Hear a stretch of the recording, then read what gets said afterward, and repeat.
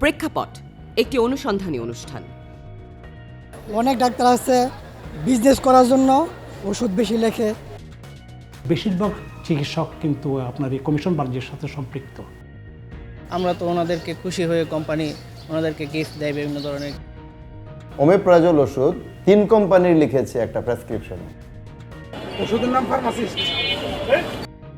নিয়ম অনুযায়ী চলতে হলে সবই বাদ। হ্যাঁ, হাত জোর করে মানে আমি তো ক্ষমা চাইতেই পারতো, কারণ আমার যেহেতু ভুল হয়েছে আমার ওপরে পিছিয়ে নিনুমানের একটু এই যে ছবিগুলো করেন না, ছবিগুলো আছে। ওষুধ খেয়ে মানুষ কিন্তু মারাও যাচ্ছে।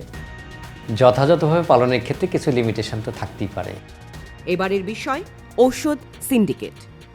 দেখবেন 18 এপ্রিল শনিবার রাত 8টায় শুধুমাত্র নিউজ 24-এ।